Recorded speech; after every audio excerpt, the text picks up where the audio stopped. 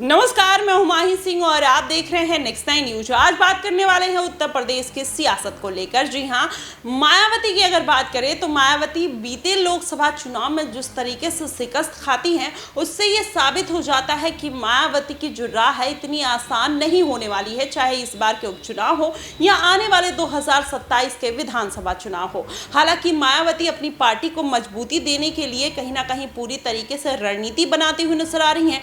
जो काम उन्होंने पहले नहीं किया, इस बार मायावती वो भी करती हुई नजर आ रही हैं। जैसे अगर देखा जाए तो इनेलो के साथ मायावती कितने समय बाद गठबंधन में आती हैं। 2019 में उन्होंने अखिलेश यादव के साथ गठबंधन किया था और उसके बाद अब जाकर इनेलो के साथ मायावती हरियाणा में गठबंधन करती हुई नजर आई।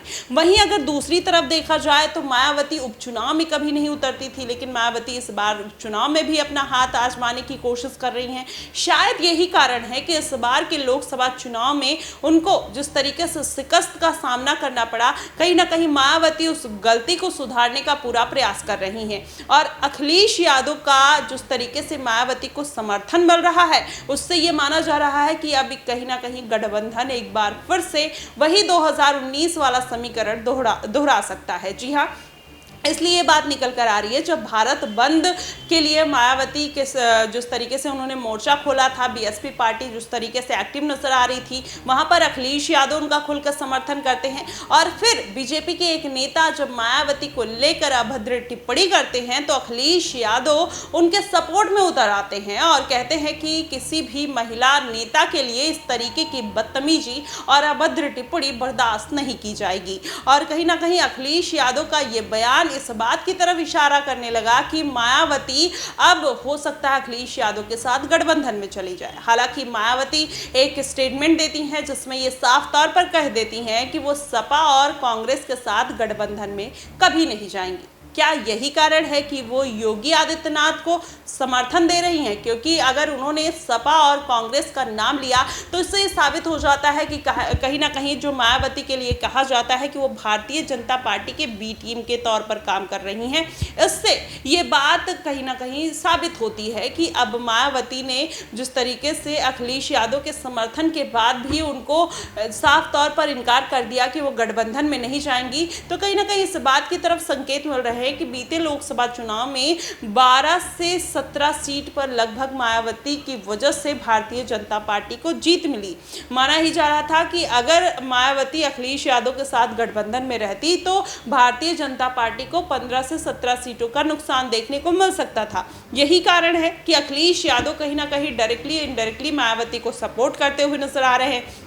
वो चाहते हैं कि एक बार फिर से गठबंधन हो जाए। बीते लोकसभा चुनाव में मायावती को साधने का पूरा प्रयास किया गया, ऑफर दिया गया, लेकिन मायावती ने साफ तौर पर इनकार कर दिया। अपने जन्मदिन के अवसर पर उन्होंने प्रेस कॉन्फ्रेंस करके ये ऐलान कर दिया कि वो अकेले ही चुनावी मैदान में उतरेंगी। लेकिन इस बार के जो समीकरण है कहीं ना कहीं इस बात की तरफ इशारा कर रहे हैं कि अखिलेश यादव फिर से मन बना चुके हैं मायावती के साथ गठबंधन करने का। लेकिन हालांकि मायावती अब जाएंगी या नहीं, अभी तो उन्होंने आधिकारिक तौर पर तो ये कह दिया है कि वो किसी भी पार्टी के साथ गठबंधन नहीं करेंगी। लेकिन क्या वो इस बात को लेकर अडिग रहेंगी? क्योंकि इस बार जो समीकरण कभी मायावती के तरफ से नहीं बनाए गए वो इस बार बनते हुए नजर आ रहे हैं। और पार्टी की जो डिमांड है कहीं ना कहीं इसी बात की तरफ इशारा कर रही है कि मायावती का घटता हुआ जनाधार किसी एक मजबूत पार्टी का साथ चाहिए होगा। और मायावती की ही बात नहीं, इस बार कई ऐसे तमाम दल रहे हैं जो कहीं ना कहीं अखिलेश यादव से दूर रहने का कहीं ना कहीं उनको भुगतान करना पड़ा, जिसमें पल्लवी पटेल, स्वामी प्रसाद मौर्य का भी नाम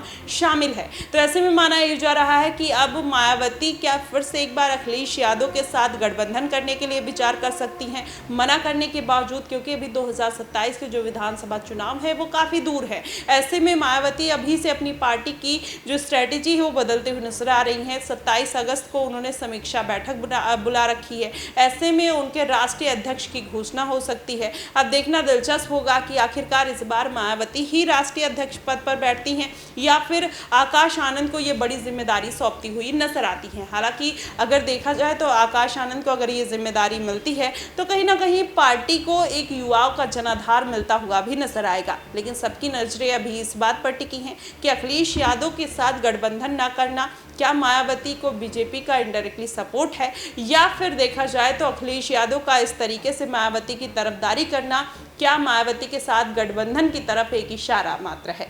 आपको क्या कुछ लगता है, आप हमें कमेंट बॉक्स में ज़रूर बताइएगा। फिलहाल के लिए बस इतना ही। देश और दुनिया की तमाम खबरों के लिए हमारे साथ बने रहिएगा नेक्स्ट 9 न्यूज़ पर।